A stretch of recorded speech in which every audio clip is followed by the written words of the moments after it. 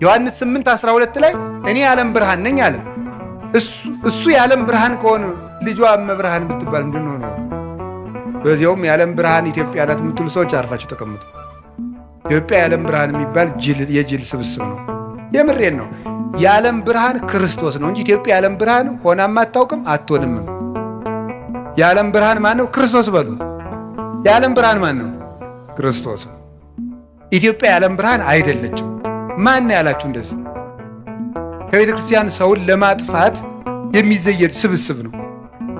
ብር ካጣችሁ ነግዱ። እኔ እውነቴን ነው። ነግዱ፣ ስሩ። እንዴ እውነቴን ነው። የኢትዮጵያ ሰው ብር መናቂያ ይወዳል፣ ስራ መናቅ ይወዳል። ብር ደግሞ ለ2,000 ብር ይላል። ወይ ጥጋ እንደው እናንተ አንዳንዱ ደግሞ ኩራት ራት ነው ይላል። እንዲሁ ከመጨለት ወዲህ ነው ራቱ ነው የሚያውቁ ኩራት። እንዲሁ እስቲ ቅመሰው እንዲሁ እየኮራ 3 ቀንጠኛና እንዲሁ ሲለበልብ ታገኘዋል። እንዲሁ እውነቴን ነው። ስሩ ልቅ ኩራት ራቱ ነው ያውቅ። ሲራክ ምን አለ?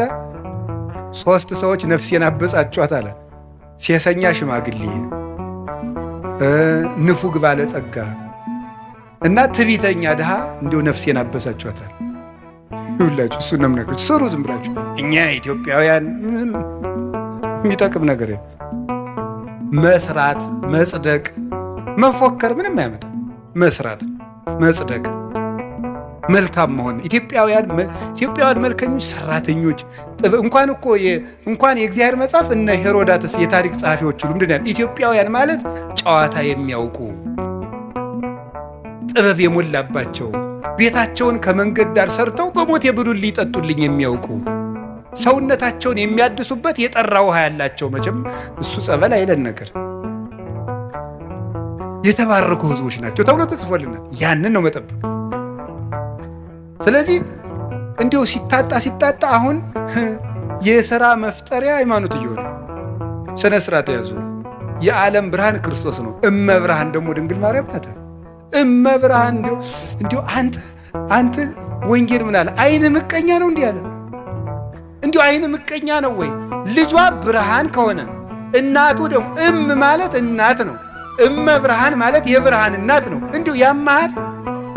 እመብርሃን ማለት ምንድን ነው የሚቸግርህ? ልጇ ብርሃን ነኝ አለ። እንደወለደችው ደግሞ ነገረው ያው ወንጌል። እንዴት እመብርሃን አትላትም? ምቀኝነት እኮ ነው። በራይ ድረስ ነው።